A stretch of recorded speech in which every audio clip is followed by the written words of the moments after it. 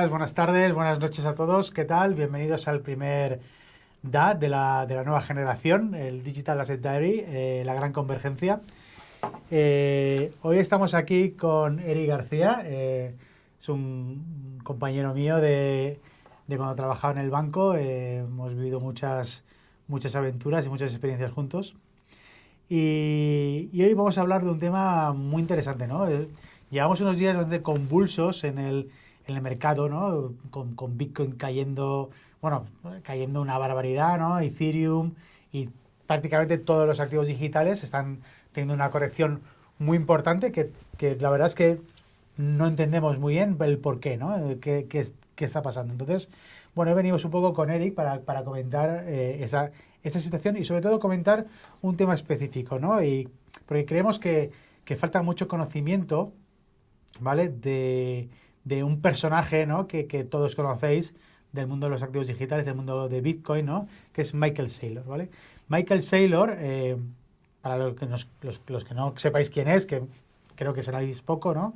Es el fundador de una compañía que se llamaba MicroStrategy y ahora se llama Strategy, ¿no? Y es el precursor de un nuevo modelo financiero, ¿no? Que son las DAT, las Digital Asset Treasuries, ¿vale? Que son compañías normales y corrientes que básicamente utilizan su balance para comprar Bitcoin u otros activos digitales y luego utilizan ingeniería financiera para poder seguir comprando más Bitcoin y dejar de alguna manera están como medio hackeando el sistema, ¿no? Porque están diseñando pues nuevos productos y nuevas formas, ¿no? de acumular Bitcoin o de ver o de tratar el mundo de los activos digitales. Y hoy básicamente venimos un poco a comentar, ¿no? Pues un poco el tema de Strategy de Michael Saylor y creo que vamos a tocar temas de que muy poca gente conoce, ¿no? Vamos a tratar en profundidad un poco cuál es toda la estructura financiera de Strategy, ¿no? Y cuáles son los diferentes productos y qué está haciendo Michael Saylor, ¿no? Que está llamando tanto la atención y por qué tiene tantos detractores por un lado y fans por otro, ¿no? Entonces, bueno, Eric, cuéntanos un poco, ¿qué tal? ¿Cómo estás? Bueno, ¿qué tal, Carlos? Nada, bueno, un placer de estar aquí, ¿no? De ser parte del primer episodio, ¿no? del podcast que vas a llevar adelante y bueno, soy un gran fanático de todo lo que está haciendo Saylor, ¿no? Principalmente porque llevo ya mucho tiempo en todo lo que va ligado a Bitcoin y me parece que lo que está haciendo, más allá de especulaciones varias y de lo que se pueda llegar a pensar, creo que si más no, es interesante lo que está haciendo y vale la pena comentarlo, ¿no? Entonces, sí que quizás todo lo que comentabas digamos que da mucho interés, ¿no? Al que lo está escuchando, pero vamos a intentar empezar desde cero, ¿no? Y el por qué tiene sentido todo lo que están haciendo estas empresas y dar un poco el contexto del por qué, ¿no? El mercado se está volviendo loco con todo el tema de MicroStrategy y de las Digital Asset Treasuries, Genial, ¿no? genial.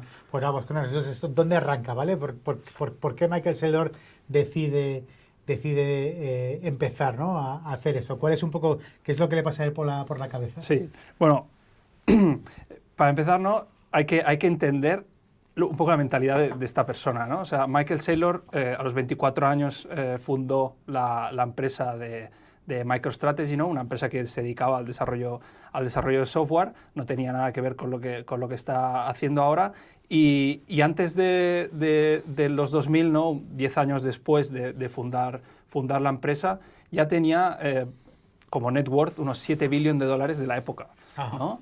Antes de que explotara la burbuja. Una vez explotó la burbuja, entre que tuvo temas regulatorios con el regulador en Estados Unidos, con la SEC y temas varios, digamos que casi que perdió toda su fortuna porque la acción de MicroStrategy se derrumbó. Digamos que él con esa mentalidad, ¿no? Tuvo que rehacer, ¿no? Reconstruir esa empresa desde cero hasta donde está hoy en día, ¿no? Entonces, cuando tú escuchabas un poco las historias de Michael Saylor, ¿no? y lo que él explica cuando va por ahí en sus conferencias y tal, a él lo que le pasaba es que para reconstruir esa empresa requirió de mucho esfuerzo, ¿no? Entonces, aunque él estuviera rodeado de toda la gente top del mundo de Silicon Valley, ¿no? Pues los Microsoft, Google, Teslas de turno, él está rodeado de toda esta gente, pero él no conseguía hacer que su empresa estuviera al mismo nivel que esas otras, ¿no? Y entonces él destinaba muchísimo esfuerzo a esto y llegaba a cierto punto que ya no sabía qué hacer con todo el dinero que acumulaban y aún así no conseguía llegar a donde estaba la otra gente, ¿no? Entonces tenía una cantidad de cash acumulado tremenda. Y tras el COVID, ¿vale? Digamos que tras la impresión monetaria que hubo, sobre todo en Estados Unidos, él te dijo, hostias, tengo aquí una bolsa de cash tremenda en mi empresa, no sé dónde invertirla para hacer crecerla más, porque ya lo he intentado todo, ¿no? Con mis fiscalistas, con los banqueros, con todo mi equipo legal, lo he intentado todo, sigo sin crecer, sigo sin ser un Google, sigo sin ser un Tesla. ¿Qué es lo que puedo hacer? ¿No? Y ahí fue cuando descubrió Bitcoin, ¿no? 2019, 2020, y entendió las características monetarias que nos da Bitcoin, que tiene este activo, ¿no? Que, bueno, digamos, ya todos, seguramente los que están escuchando ya lo han oído, ¿no? Pero es un activo que es escaso, no tienes riesgo de contraparte, lo puedes liquidar en cualquier momento porque cotiza 24/7, ¿no? Entonces, tiene ciertas... Es como el nuevo oro digital. Exacto. O sea, es que específicamente Bitcoin, ¿no? Tiene las mismas características a nivel monetario que el oro, pero es encima le da esa capa digital, ¿no? Que lo hace transferible hacia cualquier punto del mundo en minutos, que te lo puedas llevar sin tener que llevar una bolsa y un camión de oro, ¿no? Entonces, tiene esas características que hace que gente tan brillante como alguien que ha sido capaz de hacer lo que ha hecho Saylor con MicroStrategy, le interese el activo, ¿no? Y empiece a estudiarlo. Entonces, cuando ya le dio una vuelta a lo que era capaz de hacer Bitcoin y vio, y ató cabos, ¿no? Tengo tanto cash, tengo, digamos, tanto debasement de la moneda, ¿no? Que es, a nivel real la inflación es un 7-8% anual. Entonces dijo, aquí hay que hacer algo, ¿no? Entonces se le ocurrió, ¿no? Decir, ¿por qué no empezamos a acumular con las bolsas de cash que tenemos en MicroStrategy Bitcoin, ¿no? Que es lo que consideraba él en ese momento y sigue considerando después de estudiarlo que era el mejor activo que hemos tenido en la humanidad, ¿no? Según lo que comenta él y teoría que comparto. Y él realmente put your money where your mouth is, ¿no? Skin in the game, a saco. Exacto, ¿no? Entonces el tío fue a saco a por esa apuesta, ¿no? Y empezó a intentar solventar esos problemas que tenía él y a reconvertir la empresa de arriba abajo para poder llegar a donde estamos ahora, ¿no? Entonces, ese digamos que han sido los principios, ¿no? de la aventura de MicroStrategy y de Saylor con todo el tema de los activos digitales y bueno, gracias a el cambio, un poco el shift institucional que estamos viendo últimamente, pues esto le ha estado viniendo de perlas, ¿no? Wow, fantástico, sí, sí. Y claro, Michael Saylor se puso a acumular Bitcoin, ¿vale? En su balance, ¿no? Y fue acumulando. Ahora mismo, creo, ¿no? Tiene como casi 700.000 Bitcoins, ¿no? Ya acumulados, ¿no? Pero claro, al final se le empezó a acabar la pasta, ¿no? O sea, su capacidad de generar cash flow con su negocio tradicional un poco se le empezó a quedar corto en base a sus ambiciones, ¿no? Entonces, claro, mucha gente solamente conoce el stock, ¿no? O sea, al final, esto durante muchos años, durante mucho tiempo, muchos años, es que en el mundo cripto hablar de 4 años es hablar de una historia de siglos, ¿no? Pero sí que es verdad que cuando empezó Michael Saylor, empezó a tener mucho éxito y mucho renombre, ¿no? Porque una de las cosas que empezó a pasar aquí, ¿no? Es que la gente o el mercado percibía el stock de MicroStrategy como un proxy para poder invertir en Bitcoin, ¿no? Es decir, si yo soy una persona, un banco, un fondo de inversión que por políticas o por lo que sea no me dejan invertir directamente en Bitcoin, claro, él encontró un hack, que es una empresa listada en la bolsa, en el Nasdaq, básicamente. El ticket se llama MEMSTR, ¿vale? MicroStrategy, ¿vale?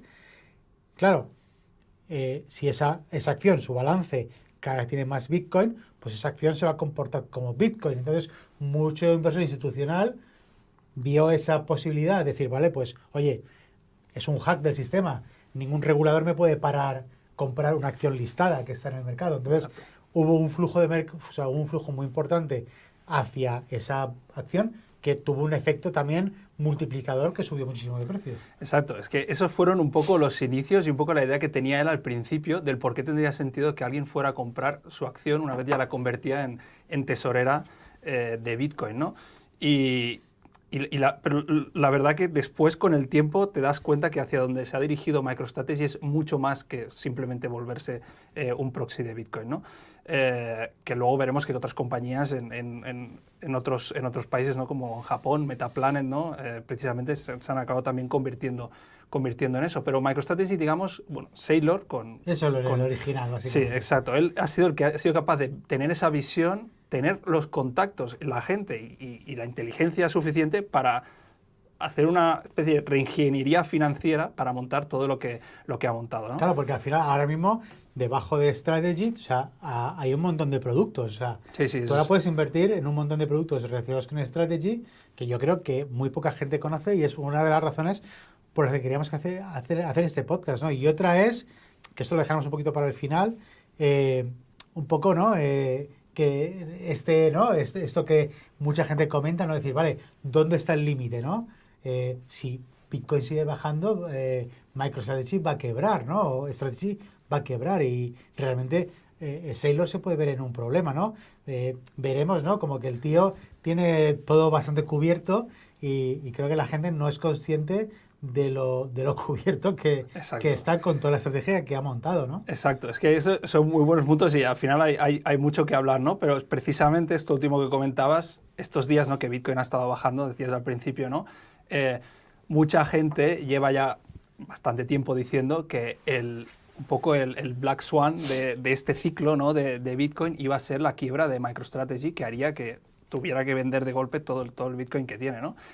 Eso aún no ha pasado y de hecho la teoría que era un poco en lo que veías en Twitter, ¿no? En X o en diferentes redes sociales sobre lo que iba a pasar con Saylor es que en el momento que el precio de Bitcoin bajara por debajo del precio medio de compra que tendrían ellos, empezarían a tener problemas, empezarían a tener que vender el Bitcoin y se le podrían llegar a liquidar algunas de las posiciones, ¿no? Y la verdad que nada más lejos de la realidad. O sea, cuando te pones a estudiar realmente lo que ha montado este tío, te das cuenta que tienen runway para rato, ¿vale? Sí, o sea, ¿cuál dirías tú que a partir de qué precio de Bitcoin empieza a tener problemas? Bueno, esta semana el CEO de Strategy, que primeramente era Michael Saylor, pero ahora lo lleva otra persona, decía y hacía públicos estos números. Le preguntaban esto mismo y él lo que decía es que Bitcoin tendría que llegar a 8.000 y estarse ahí durante 5 o 6 años para que no tuvieran capacidad de pagar la deuda que tienen ahora mismo con los bonos convertibles, ¿no? Es posible. Entonces, yo aquí lo que recomendaría a la gente que nos está escuchando, ¿no? Es que vayan a la página web de Strategy, strategy.com, y ahí tiene una calculadora, en una pestaña que pone credit, ¿no? Tiene una calculadora en la que tú puedes ir cambiando, se actualiza cada 5 segundos, creo. Tú puedes ir cambiando el precio de Bitcoin. Espera, a ver. Me estás diciendo que Strategy, es una compañía listada y tal, tiene en su página web publicadas sus finanzas, ¿vale? Y ves que se actualizan cada 5 segundos. Sí. Con el precio, se actualizan cada 5 segundos con el precio de Bitcoin, teniendo en cuenta los holdings que tienen, para que tú puedas calcular el riesgo que tienen cada uno de los instrumentos y de la deuda que MicroStrategy ha estado emitiendo en los últimos años, ¿no? Wow. Y todo esto vaqueado por filings de la SEC, es decir, o sea, en su página web están todos los links al regulador donde puedes verificar que todo lo que pone en esa página web es así. Entonces todos podemos hacer ese ejercicio, empezar a modificar los parámetros, ¿no? Empezar a modificar ese precio, tirarlo hacia abajo y ver en qué momento... Pero algún gobierno podría tomar nota, ¿eh? Sí. De ese nivel de transparencia. La verdad que la tecnología blockchain se puede usar para muchas cosas beneficiosas. Lástima que solo estén usando para esos fines unos pocos, pero bueno, imagino que en el futuro, ¿no? Entre todos vamos a hacer push para que eso cambie. Entonces, bueno, pasando un poco ya a los instrumentos que MicroStrategy, ¿no? Ha estado utilizando para ser capaces de acumular estos 714.000 bitcoins que tiene ahora mismo, ¿no? Y para entender un poco de dónde viene ese miedo que tenía la gente, ¿no? Y que tiene ahora por desconocimiento del posible margin call o de la posible liquidación que le pueden hacer a Strategy. Y es que cuando Michael Saylor empezó a comprar todo el Bitcoin con el balance que tenían, aún no habían montado todo este sistema de productos que ahora hablaremos, ¿no? Empezaron a comprar Bitcoin simplemente con el cash que tenían en reserva, ¿no? el tío entendió tan bien el activo desde el punto de vista que él tiene, y que como decía antes yo comparto, que decidió apalancarse para comprar más Bitcoin porque el mercado estaba empezando a caer. Entonces lo que hizo fue poner el Bitcoin que tenían como colateral, pedir préstamos sobre ese Bitcoin, ¿vale? Para comprar más Bitcoin, ¿vale? Un poco lo que él predica, ¿no? ¿Qué pasa? Que el precio empezó a desplomarse, ¿vale? Entonces en ese momento sí que es verdad que estuvo cerca. Sudó un poco, ¿no? Exacto, sudó bastante y estuvo cerca de poder llegar a ser liquidado. ¿Qué pasa? Que aún tenía muchísimo más Bitcoin para añadir como colateral en el caso que le hicieran un margin call. Es decir, sí que le podrían haber llegado a hacer un margin call, pero aún tenía bastante más. Claro, tenía reservas para poder aguantar. Exacto, ¿vale? Sin embargo, eso yo creo que le sirvió para darse cuenta que esa quizás no era la mejor estrategia, porque con un activo, aunque sea pristine collateral, ¿no? Como dicen ellos, y que a largo plazo seguramente se va a comportar mucho mejor que ahora mismo, eso no quita que temporalmente, como estamos viendo ahora, pues el precio se pueda desplomar. Entonces, empezó a pensar, ¿no? A darle una pensada cómo podemos nosotros seguir comprando Bitcoin, seguir acumulando esto sin acabar quebrando, ¿no? Y ahí fue cuando empezó con todo el tema de los bonos convertibles, ¿no? En los cuales a ti como comprador de esa deuda te permiten en cierto punto de la acción de MicroStrategy convertir esos bonos que tú tienes para llegar a obtener un beneficio, y esto a Michael Saylor le permitía capitalizarse y comprar más Bitcoin sin tener que pagar unos intereses muy elevados. Es decir, que mucha gente no entiende el por qué tiene más sentido comprar MicroStrategy que Bitcoin si tú estás long en Bitcoin, ¿no? Si crees que va a seguir subiendo. Y es que tú ahora mismo, si te quieres apalancar para comprar más Bitcoins, tienes que pagar unos intereses tremendos. Claro. ¿Vale? No tienes las herramientas financieras que tienen ellos. Ellos, sin embargo... A un coste un coste de financiación muy bajo. Claro, o sea, de hecho, si miras en la página web la deuda que tienen, ¿no? Repito, mirar eso porque es que es tremendo, tienen ahí todos los datos. Muchos de los bonos convertibles que han emitido están a 0% de interés, es decir, los que dinero gratis. Dinero gratis. Es que eso es un hack del sistema. Es que es un hack, claro, tú eso no lo puedes hacer. Este tío sí. Entonces, yo cada dólar que le doy a MicroStrategy, estos tíos me pueden comprar más Bitcoin que el que puedo comprar yo con $1, ¿no? Entonces, claro. Esa parte es algo que hay que comprender para entender por qué tiene sentido esta empresa, ¿no? Y lo que pasa es que luego con el tema de los bonos convertibles sí que es verdad que si la acción de MicroStrategy no se comportaba, no tiraba hacia el alza de una forma, digamos, sostenida en el tiempo y que con el precio de Bitcoin pues se podía seguir bajando y teniendo esa volatilidad, pues quizás en el momento de tener que expiraban esos bonos y que tenía que realizarse esa conversión, sí que podrían tener que vender Bitcoin para repagar a los compradores de deuda, ¿no? Entonces, eso lo juntó con los ATMs de MicroStrategy, ¿vale? Que esos son los at the market offerings, ¿vale? Que básicamente lo que, para entenderlo básicamente, diluyen la acción, ¿vale? Es un instrumento que tienen las empresas listadas en Estados Unidos, diluyen la acción para comprar más Bitcoin, ¿no?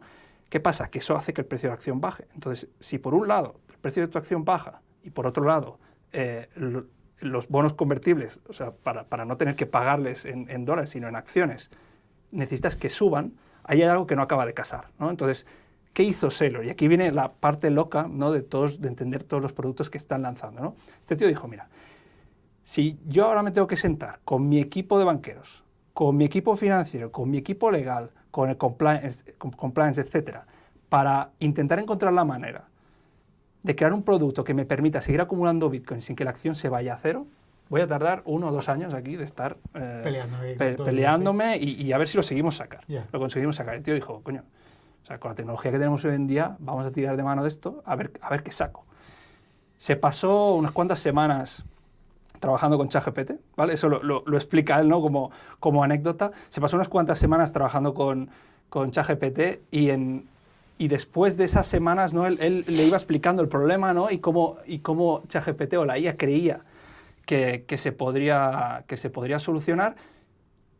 Y cuando ya él creía que más o menos tenía un producto al 90% que ya podría ser algo que empezaría a tener sentido, se fue a sus banqueros, les presentó lo que la IA decía y dice, bueno, ahora ya terminadlo vosotros, sí. ¿Vale?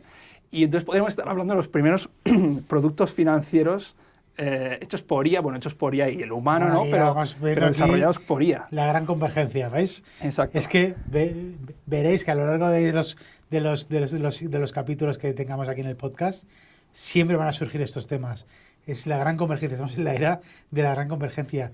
No pasa todo no hay nada que pase por casualidad. Todo converge. Exacto. Y ahora pasamos, ¿no?, a explicar estos productos que creo con la IA, ¿no? Y creo O sea, que aquí hay unos cuantos, ¿no? sí, aquí a más de uno le va a explotar la cabeza, pero para bien, ¿no? Vamos a dejar para el final un poco la joya de la corona. MicroStrategy decidió que para... Y ojo, y esos son instrumentos listados en la bolsa Sí, sí, que llevan... que cada uno puede ir y comprar. Ya vas a tu banco y lo compras. O sea, sí, sí, sí. 100 pavos, 50 pavos, 1000 Sí. pavos. O sea, esto no es nada que está aquí en un exchange, en una cosa que tienes que irte a un callejón oscuro a comprarlo. No, no, no.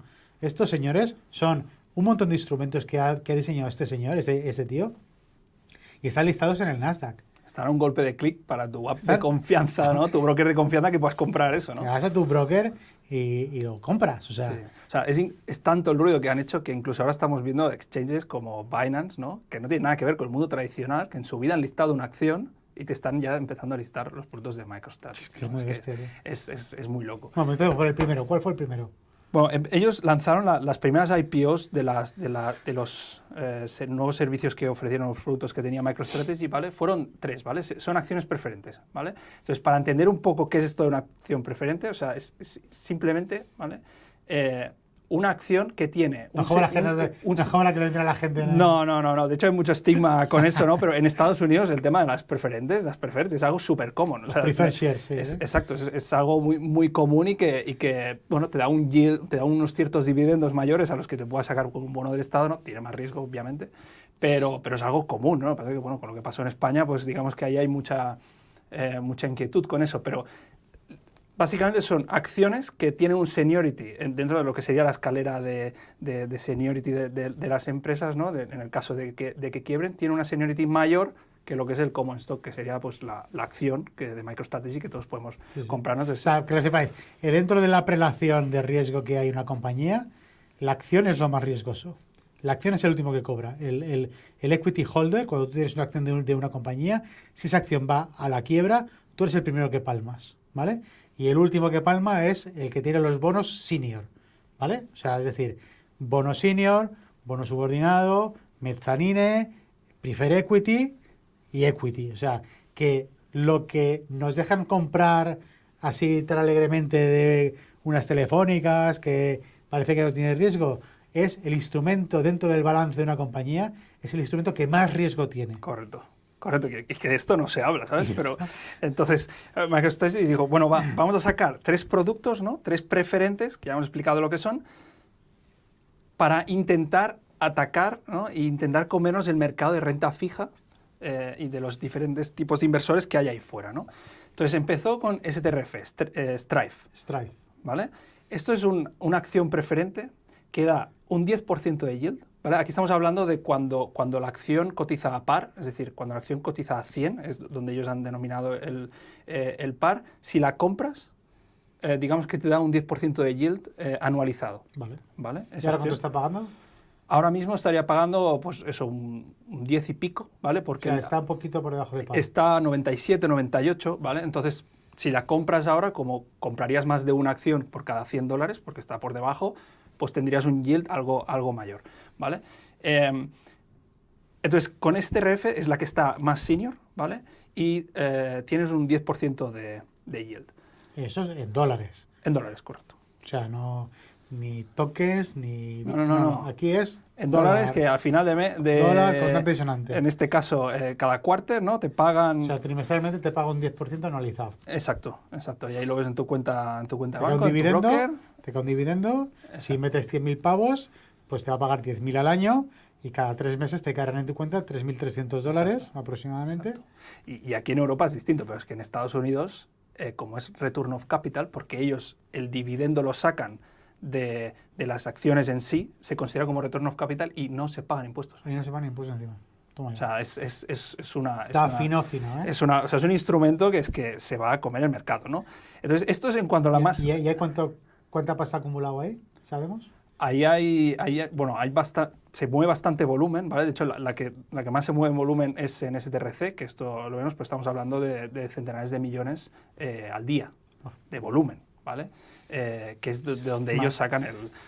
Que tengas líquido, ¿sabes? Es líquido, tú lo quieres vender en un momento dado, vas, lo vendes y ya está. No sé que tengas, no sé, bueno, si eres un inversor muy grande, pero la mayoría de los otros, pues hay 10.000 pavetes o 15.000 pavetes que en el momento que lo quieras sacar, le das al botón y lo sacas. Exacto. Vas a tu banco, vendes. Exacto, es al momento, no es como que tienes que esperar al vencimiento del bono, que no.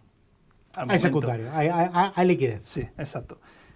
Entonces, luego, el mismo día que presentó las tres, primero presentó STRF, luego se presentó STRK, ¿vale? Que es Strike. Y aquí es un poco para esos inversores, ¿no? Que bueno, quieren un poco más de spicy, ¿no? Te paga un 8% de dividendo, pero tienes por prospectus, ¿no? Pues digamos un poco a nivel legal lo que pone que puede hacer la acción preferente.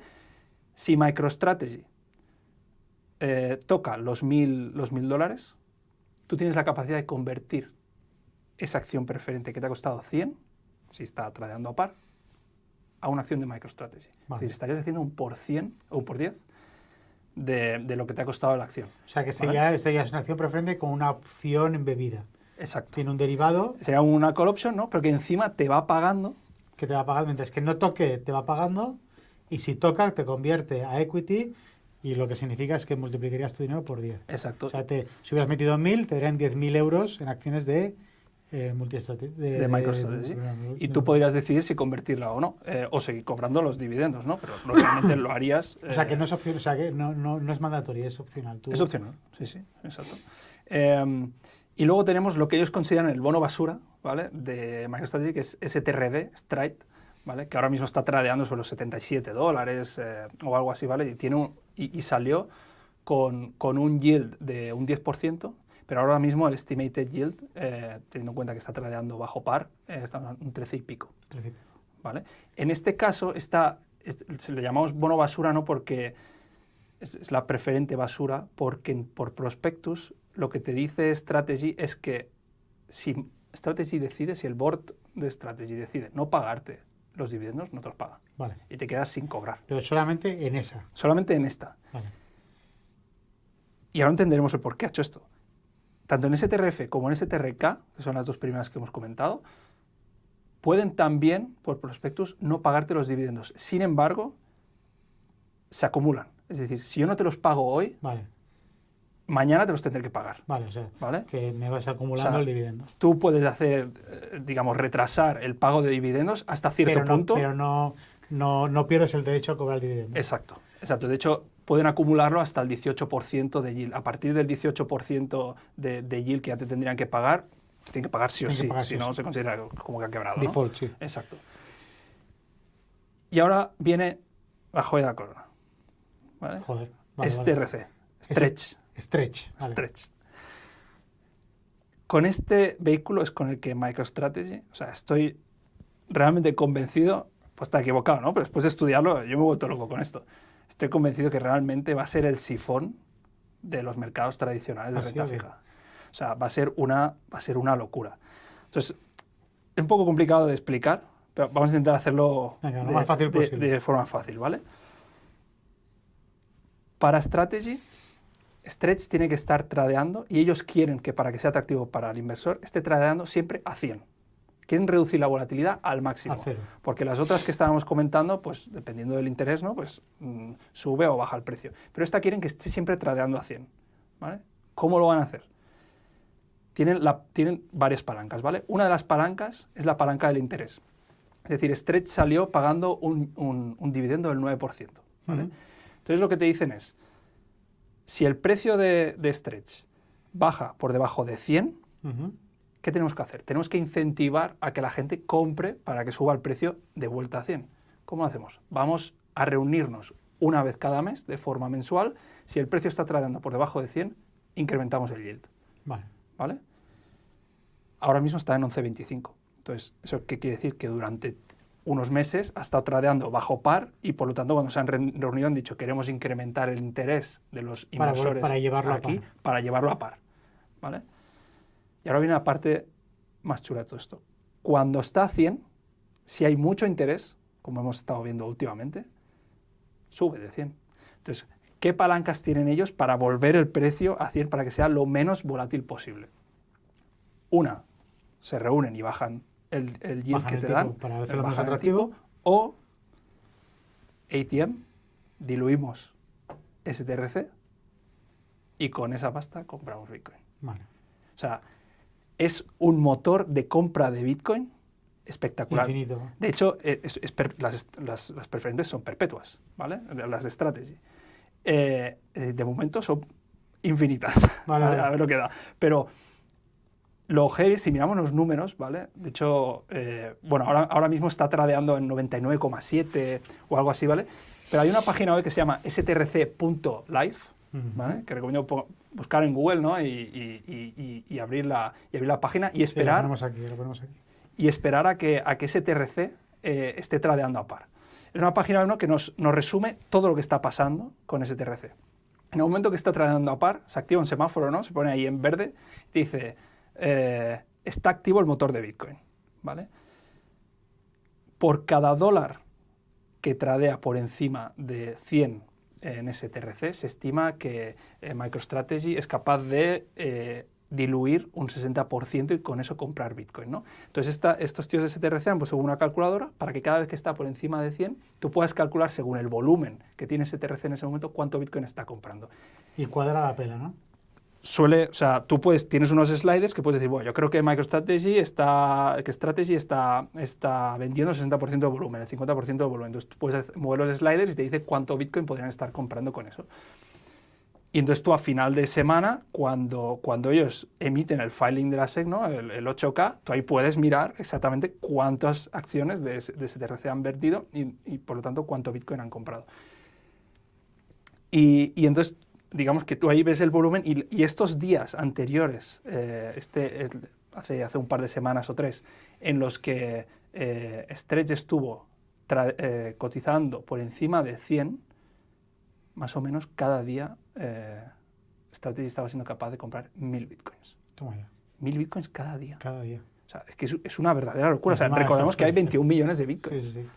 ¿Y cómo puede ser que caiga, tío? Es que es increíble. O sea, para mí o sea, bueno, hay varias teorías del por qué está cayendo, ¿no? Al final creo que volvemos a las mismas, ¿no? Es un activo muy joven, el cual tenemos ahora diferentes players, todos utilizando diferentes herramientas financieras, ¿no? Sobre todo el mundo de los derivados, ¿no? Las opciones. Y eso está teniendo un efecto, ¿no? Que claro, en real time cuesta de estudiarlo, ¿no? Pero hay diferentes teorías del por qué. Pero claramente con esos motores de compra es que es temporal. O sea, lo que estamos viendo ahora es temporal, es una oportunidad, o sea, sin que eso sirva de consejo de inversión, pero yo creo que eso es una oportunidad brutal para poder seguir haciendo DCA, poder seguir acumulando, obviamente no como en nada, como en ninguna inversión hay que fundirse la granja, ¿no? Pero coño, para ir haciendo DCA, seguir ahorrando, teniendo ese pequeño ahorro, pues si nos gustaba el Bitcoin a 100.000, pues a 60.000 o a 70.000, pues ¿dónde tiene que gustar más? Claro, básicamente. Exacto, ¿no? es que teníamos que estar contentos, ¿no? Mucha gente me pregunta, ¿no? Casi todos los días, ¿no? ¿Qué está pasando con el Bitcoin y tal? Y me ven con una sonrisa y dicen, ¿por qué estás sonriendo? Y yo, coño, porque cuando estaba a 126...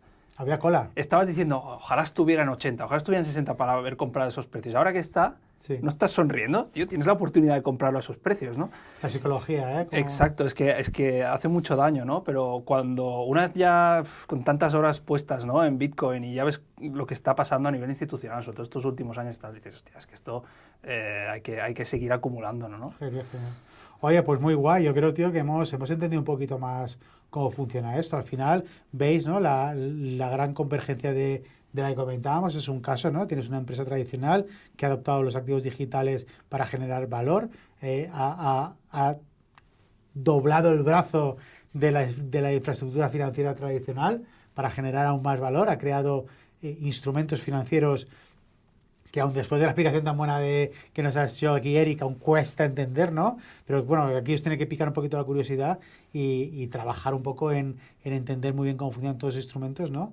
Pero la verdad es que es apasionante, ¿no? Estamos viendo un momento muy guay. Sobre todo, un dato que no sabía yo es que la primera versión de las preferentes la hizo Michael Saylor con la ayuda de ChatGPT, así que poca broma, ¿no? Lo que nos está tocando vivir, ¿no? Es impresionante. Y yo ya, como, digamos, última frase, me gustaría decir, toda esta información que hemos dado es pública, ¿vale? Como os comentaba, está en la página web. Está el regulador de por medio, es decir, tú puedes ir a mirar la página web del regulador, en los filings de la SEC, toda esta información. Hay información que está on-chain de cuántos bitcoins tiene Strategy.